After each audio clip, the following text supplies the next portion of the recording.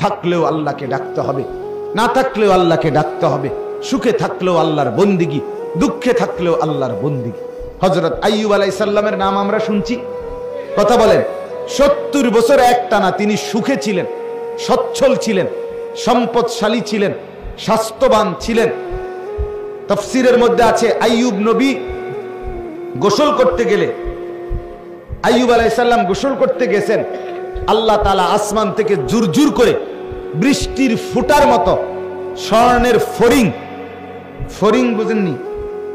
আগের দিনে যে আমরা ধরতাম ফড়িং, হ্যাঁ, এই ফড়িং, স্বর্ণের তৈরি ফড়িং ঝুরঝুর করে আইয়ুব নবীর সামনে পড়ছে। উনি উনার লুঙ্গির মধ্যে এগুলো উঠাইয়া ঘরে নিয়ে রাখছে। আল্লাহ তাআলা বলছে, আইয়ুব, এতগুলো স্বর্ণের টুকরো ফড়িং ফেললাম, সবই উড়াইয়া নিলাগা, সবই তোমার, এতটি দরকার তোমার? আইয়ুব আলাইহিস সালাম বলছেন, মুনিব, আপনি দিচ্ছেন, আপনার গোলাম নিচ্ছে, আপনি বলেন শুকর আদায় করেছি কিনা সেটা বলেন। আপনার শুকর তো আদায় করি মাওলা, শুকর তো আদায় করছি। 70 বছর পরে আল্লাহ আইয়ুব নবীর সবরের পরীক্ষা নিছে, যে সুখে তো রাখলাম 70 বছর, এবার একটু সবর ধৈর্যের পরীক্ষা নেই। এবার 12 বছর কিংবা 18 বছর এক টানা রোগে ফালায়া রাখছে।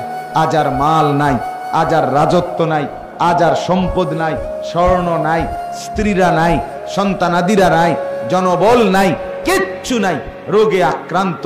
18 বছর কিংবা 12 বছর পরে যখন সুস্থ হইছে, তো আইয়ুব নবী এরপরে আল্লাহকে জিজ্ঞেস করছে, মাওলা, আমারে যে আপনি 12 বছর বা 18 বছর এই কষ্টে ফেলে রাখলেন, আপনি কি মজাটা পাইছেন? কুদ্দুর কোনছে বুঝেন নাই? আইয়ুব, আমি নিজে পড়ছি কিতাবে, আইয়ুব নবী বলছে, আল্লাহ আপনার লাভটা কি হয়েছে এটা কুদ্দুর? আমার যা হয়েছে হয়েছে, আমি পচ্চা টচ্চা শেষ, কিন্তু আপনার কি হয়েছে? রব্বুল আলামিন বলে, আইয়ুব, 70 বছর যখন আমি তোমাকে সুখে রাখছিলাম, তখনও আমি দেখছি তুমি আমার শুকর আদায় করছো, আমারে ডাকছো 100-100। আমি তোমার উপরে নারাজ না, কিন্তু আমি চাইছিলাম সবরের হালাতে, মুসিবতের হালাতে তুমি আমাকে ডাকো কিনা, আমি এটা দেখতে চাইছিলাম। এই জন্য 12 বছর তোমাকে রোগে ফেলে রাখছি, বা 18 বছর তোমাকে রোগে ফেলে রাখছি। তো দেখছি 18 বছর যন্ত্রণার ভিতরেও সবর করেও তুমি ঠিকই আমাকে ডাকছো। তবে এবার শোনো আমার লাভ, আইয়ুব, 70 বছর সুখে থাকতে তুমি আমাকে যেমন ডাকছো, আল্লাহর কসম, আল্লাহ বলে, আমার জাতের কসম, আইয়ুব 18 বছর বেদনায়, যন্ত্রণায় আর রোগে আক্রান্ত হয়ে আমারে যে ডাকছো, আমি আল্লাহ 70 বছরের সুখের ডাকের চাইতে 12 বছরের কষ্টের ডাকে মজা পাইছি বেশি। আমি আল্লাহ স্বাদ পেয়েছি। বেদনার এক এক ডাক আমার আরশে আজিম পর্যন্ত পৌঁছে গেছে। তখন তোমার কলিজা ছেঁড়া ডাক, ব্যথা ভরা ডাক। হ্যাঁ, আমার 2 মাস, আমার এই পাও ভাঙ্গে গেছিল একবার মোটরসাইকেল অ্যাক্সিডেন্টে, একবার ভাঙ্গে গেছিল এই হাড্ডি। আমি 2 মাস বিছানায় ছিলাম। 2 মাস আমারে হসপিটাল থেকে আইনা ঠিক যেই জায়গায় বসাইছে বাসায়, এই এক জায়গাতেই আমি 2 মাস ছিলাম। এখান থেকে আর নড়িও নাই, চড়িও না, পেশাব পায়খানা নামাজ সব কিছু এখানে, খানা টানা সবই এখানে, কবরের মতো এখানে, ঠিক যেন কবরে আইনা বসে, এক দূর জায়গায় যেখানে বসে। এই 2টা মাস আমার মনে আছে, তখনও তো আমি মালিককে রাত্রে ডাকছি, দিনে ডাকছি, এর আগে পিছেও তো মালিকরে কত ডাকছি, কিন্তু ওই সময় যে আমার পাও ভাঙ্গা, আমি সেজদা দিতে পারি নাই, মানে ঝুঁকে ঝুঁকে ইশারায় সেজদা দিয়ে দিয়ে নামাজ পড়ছি, রুকু সেজদা, কত কান্না কাঁদছি মালিকের কাছে, শুধু এক কথা বলে যে আল্লাহ, আমি বেশি দোয়া করছিলাম, মালিক আমি আবার এই কপাল দিয়ে সেজদা দিতে চাই, আমি সেজদার তৌফিক যেন বঞ্চিত না হই। যেদিন আমি আপনার প্রথম এরপরে সেজদা দাঁড়াইয়া কপাল দিয়া দিতে পারছি 3 মাস 3.5 মাস পরে, তখন আমি সেজদা দিয়েই সালাম ফিরাইয়াই নামাজের আমার বিবি বাসায় ফোন করে বলছি, একবারে চিৎকার করে জোর আওয়াজে, যে আমি আজকে সেজদা দিতে পারছি, আলহামদুলিল্লাহ। মানে আমার খুশি লাগছে গোটা দুনিয়া জুড়ে, যে হায় আমি আমার মালিকের সিজদা দিতে পারি। তাহলে আমার বন্ধু, আল্লাহকে ডাকার মধ্যে সুখ বেশি, মজা বেশি। সুখে আছো, দুঃখে আছো, দুনিয়া ভোগ করে তুমি দুনিয়াতেই থাকতে পারতা না। আল্লাহকে নারাজ করলেও যেতে হবে, আল্লাহকে রাজি করলেও যেতে হবে, কোনো সন্দেহ নাই ভাই। নাফরমানেরও মৃত্যু হয়, মদখোর, নেশাখোর, জুয়াখোর, ফেন্সিখোর, বাবাখোর, ডালখোর, গাঁজাখোর, এদেরও মৃত্যু হয়, হয় কি না বলেন না কেন? জিনাকার, বেবিচারী, বেপর্দা নারী, ওই অসভ্য মহিলা, এগুলোরও মৃত্যু হয়। হারামখোরের মৃত্যু হয়, সুদখোর, ঘুষখোরের মৃত্যু হয়, এই নাফরমানদেরও মৃত্যু হয়। মৃত্যু ঠেকাইতে পারতা না, দুনিয়ায় তুমি থাকতে পারতা, তুমি থাকতে পারতা। আল্লাহ তাআলা কোরআনে বলছে, বান্দা তুমি কি ভেবেছো আমার কাছে আসতে হবে না? না বলেন, হ্যাঁ বলেন না, উত্তর দেন ভাই, ছেলেরা তোমরা উত্তর দাও তো। আল্লাহ তাআলা বলেন, কি ভেবেছো বান্দা আমার কাছে আসবা না তোমরা? আসতেই হবে, আসতেই হবে। ডাকলেও আসবা, না ডাকলেও আসবা, মানলেও আসতে হবে, না মানলেও আসতে।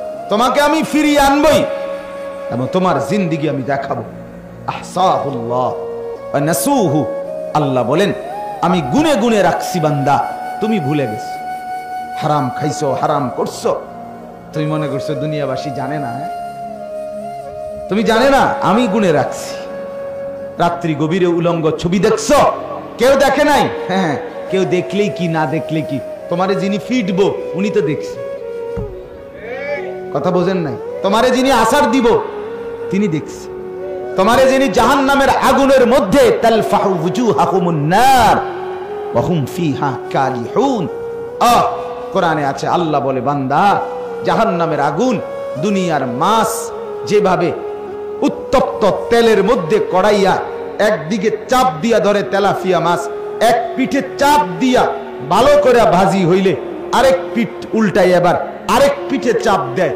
কোরআনে আছে, আল্লাহ বলে নাফরমানের চেহারা এক গাল জাহান্নামের আগুনে ফেরেশতা চাপ দিয়া ধরবে, এটা যখন ভীষণ ভাবে জ্বলবে তো এবার আরেক গাল চাপ দিয়া ধরা এটাও ভীষণ ভাবে জ্বলবে। এটা কোরআনের আয়াত। তালফাহু ওয়ুজুহাহুমুন নার, চেহারাগুলোকে জাহান্নামের আগুনের মধ্যে এভাবে চাপ দিয়ে দিয়ে ঝলসানো হয়। অহুম ফিহা কালিহুন, আল্লাহ বলেন তখন তার চেহারা অত্যন্ত কুৎসিত, জঘন্য আকৃতি ধারণ করে। আলাম তাকুন আয়াতি তুতলা আলাইকুম, আর আল্লাহর পক্ষ থেকে বলবে বান্দা আমার কোরআন, আমার আয়াত, আমার হুকুম, আমার বিধান কি তোমার কাছে বলা হয় নাই? বলা হয় নাই? ফাকুনতুম বিহা তুকাদ্দিবুন, তুমি তো বারবার মিথ্যা মনে করছো। হ্যাঁ, তুমি মনে করছো হুজুর রেডি কয় আর, হুজুর রেডি কয় আর, এটা হইতো না, এটা হইতো না মনে করো, কিন্তু তুমি তো বাঁচতা না, তো কি লাভ হইল? আমি প্রায় বলি পৃথিবী যদি আরো আধুনিক হয়, মনে করেন একেবারে পৃথিবী যদি অত্যাধুনিক হইয়া সব মানুষ আগামী 100 বছর পরে 200 বছর পরে চাঁদের দেশে জায়গা, মঙ্গল গ্রহে চলে গেছে পৃথিবীর সব মানুষ, তো হইলে গেছে গা আর কি, তুমি তো নাই। কথা বলেন, আমি মরে যাব কিনা বলেন না, আপনি মরবেন কিনা বলেন না, তো আমনে মরে গেলে পৃথিবী চাঁদের দেশে গেলে কি আর মঙ্গল গ্রহে গেলে কি, আমি তো নাই। কিরে ভাই এটা বোঝো তো, আমি না থাকলে আরেকজনে ঠ্যাঙ্গালগি দিলে কি, ঠ্যাং নামাই রাখলে কি, দুনিয়া তো ভোগ করার সুযোগ নাই। এটা তো বলার সুযোগ নাই যে আমি যতক্ষণ ইচ্ছা দুনিয়ায় থাকবো। এখনো না মাতবরি করতে আরো যে আমার যতক্ষণ মন চায় আমি মাতবরি অহংকারী যৌবনের বড়াই দেখাবো, কিন্তু এটা তো বলতে একটা না যে আমি যতক্ষণ ইচ্ছা দুনিয়ায় থাকবো, চাই কার বাপের ক্ষমতা আছে আমার এনতে নেই, এমন শক্তি আছে কারো আমার? তাইলে ভাইয়া বড়াই করছো কেন, অহংকার করছো কেন? সামান্য সুস্থতা আল্লাহর দান, যৌবন আল্লাহর দান, স্বাস্থ্য শক্তি আল্লাহর দান। তুমি দেখো না ভাইয়া, কখনো কোনো দিন সামান্য পেটে অসুখ হইলে, পাতলা পায়খানা হইলে 5 বার 6 বার 1 ঘন্টায়, তো তোমার মতো শক্ত সামর্থ্য যুবক যে গোটা দুনিয়া দৌড়াইয়া বেড়াও, তুমি সোজা হয়ে যাও বিছানায়, তো তুমি বুঝো না তুমি কত অক্ষম? তোমার কি হাত খুলে গেছে না পাও খুলে গেছে, পায়খানা না বাইরেছে? পায়খানার কাছে তুমি কত অসহায়। পায়খানা বাইরে হইলে তোমার 5-6 বার তুমি শুয়ালাও, দুর্বল হয়ে যাও। তুমি মাতবরি দেখাও, অহংকার দেখাও কিভাবে বেটা? এক বুজুর্গের কথা শুনেন, কিতাবে আমরা পড়ছি। এক আল্লাহওয়ালা ব্যক্তি যাচ্ছিলেন, তো উনার সামনে এক যুবক খুব অহংকার করে হাঁটতেছিল। তো উনি বললেন, যুবক, জমিনে অহংকার করে হাঁটো না, বিনয়ের সাথে হাঁটো। তো ওই যুবক উনাকে ধমক দিছে, এই মিয়া, চেনেন আপনি আমি কে? আমা তা'লাম, আপনি জানেন? আতারিফুনি মান আনা, আপনি চেনেন আমাকে, আমি কে? কথা বললেন। তখন ওই আল্লাহওয়ালা ওনার এই যুবককে বলছে, হ্যাঁ যুবক, আমি চিনি তোকে, আমি চিনি বেটা তোকে, তুই শোন আমার কাছে, তুই কে? তো বলছে, বলেন আপনি।